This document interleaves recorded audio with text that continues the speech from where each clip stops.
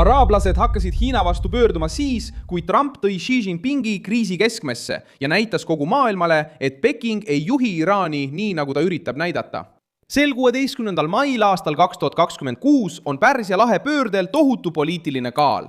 Saudi Araabia ja teised Araabia riigid mõistsid, et Hiina lubas stabiilsust, vahendas lähenemisi, ostis naftat, esines vastutustundliku suurriigina, kuid ebaõnnestus Teherani ohjeldamisel piirkonna kõige tundlikumal hetkel.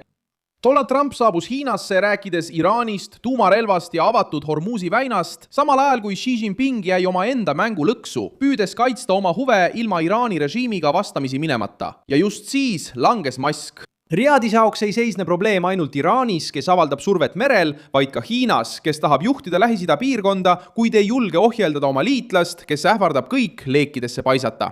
Donald Trump surus Xi Jinpingi nurka, sest tõi vastuolu lauale. Kas Peking kontrollib Teherani või saab lahe piirkond teada, et Hiina mõju on vaid ilus jutt, mille taga on odav nafta? Ma räägin sulle sellest kohe kõigest. Aga nüüd tahad sa kindlasti kanali tellida, et olla hästi informeeritud. Reaalajas info, parima ajakirjandusliku kvaliteediga, mida kunagi nähtud. Usaldusväärsuse etalon Milson Alves. Trumpi visiit Hiinasse muutis mängulauda, sest tõi Xi mugavustsoonist välja. Reutersi andmetel ütles Trump, et ta rääkis Xiga sanktsioonidest Hiina ettevõtete vastu, kes ostavad Iraani naftat.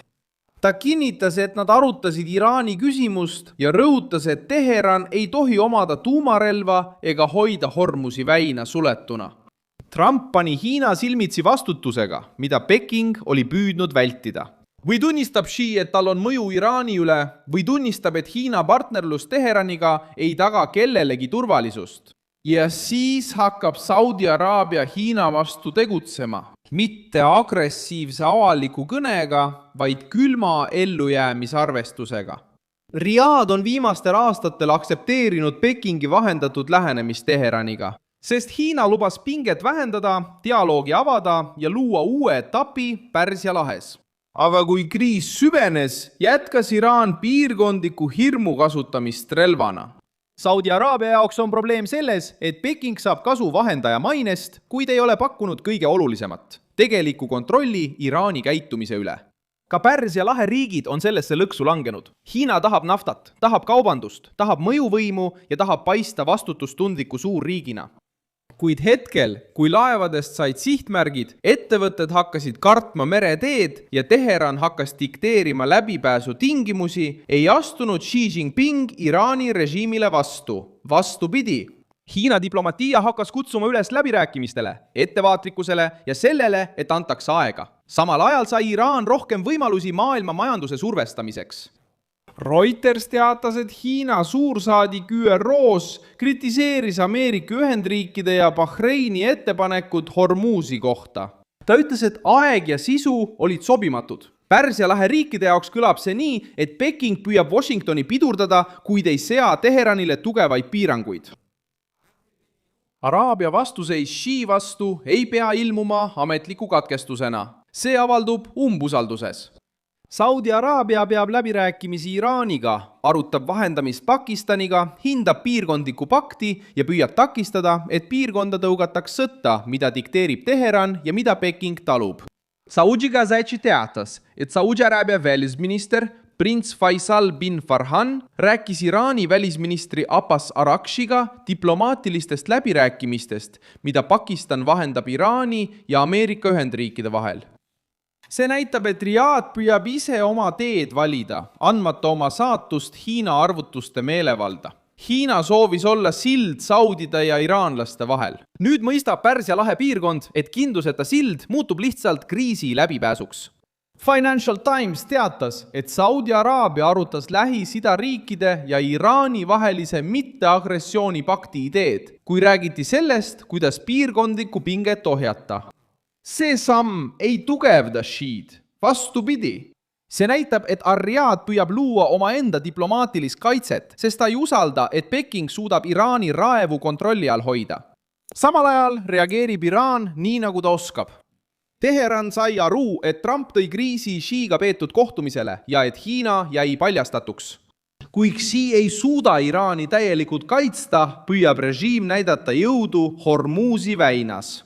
eile, 15. mail hõivati Ühendemiraatide lähedal ankrus olnud laev ja viidi Iraani vete poole.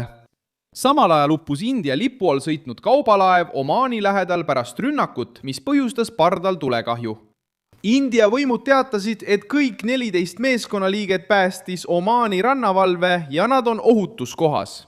Rünnaku toimepanekut seostatakse Iraani revolutsioonilise kaardiväega ja Iraani eskalatsiooniga. Kui Iraan tunneb, et võib Hormuzi väina igal surve korral sulgeda, muutub Hiina lubadus stabiilsusest tühiseks.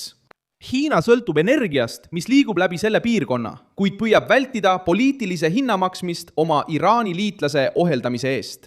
Trump sai sellest vastuolust aru ja tõi selle päevavalgele. Tulemuseks on tugev pööre. Saudi Araabia ja tema naabrid hakkavad mõistma, et Hiina ei taga rahu. See on lihtsalt veel üks suurriik, kes püüab kriisist kasu lõigata. Riyadh teab, et Washingtoniga kaasnevad kulud, nõudmised ja surve.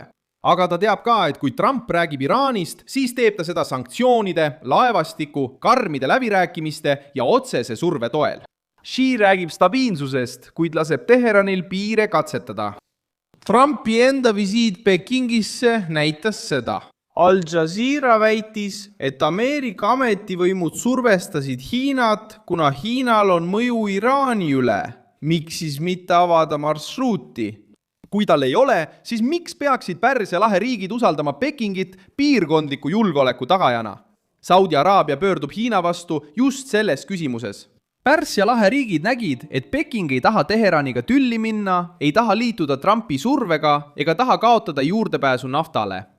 Araabia Ühendemiraadid näitavad samuti seda uut arvestust. The Guardian teatas, et Abu Dhabi kiirendas naftatorujuhtme projekti, et mööda minna Hormuzi väinast ja kaitsta oma nafta eksporti Iraaniga seotud blokaadi ajal. Kui Iraan kasutab seda marsruuti survevahendina ja Hiina ei lahenda olukorda, hakkab iga laheäärne riik otsima oma enda lahendust.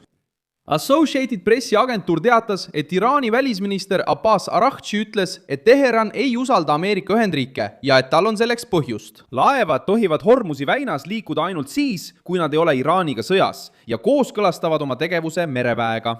See lause aitab mõista, miks lahe piirkond on häireseisundis, kuid Xi eelistab varju. Ta tahab mõjuvõimu hinda maksmata, juhtimist ilma vastasseisuta ja prestiiži ilma riskita. Trumpi visiit lõhkus selle poosi. Nüüd on järgmiseks kontrolli pärast käiv võitlus. Saudi Araabia peaks jätkama diplomaatiliste kanalite avamist, et vältida Iraani sekkumist, mis võiks lükata lahe piirkonna plahvatuseni. Piirkonna riigid peaksid tugevdama logistilisi, energeetilisi ja sõjalisi alternatiive, et mitte jääda Teherani tujude meelevalda. Hiina püüab säilitada vahendaja mainet, kuid peab kandma seda koormat, et ei suutnud oma Iraani liitlast ohjeldada, kui kriis jõudis kõige tundlikumasse punkti. Ja Trump jätkab Iraani survestamist, et näidata, et Lähis-Ida stabiilsust ei saa usaldada. Xi Jinpingi hoolde. Mina olen Milson Alves Global ja minu eesmärk on hoida sind iga päev tõese infoga hästi kursis. Uudiste lingid leiad videokirjeldusest. Pane sellele videole like, telli kanal ja vaata lõpus kommentaare, et Milson Alvesi kogukonnas veel aktiivsemalt kaasa lüüa.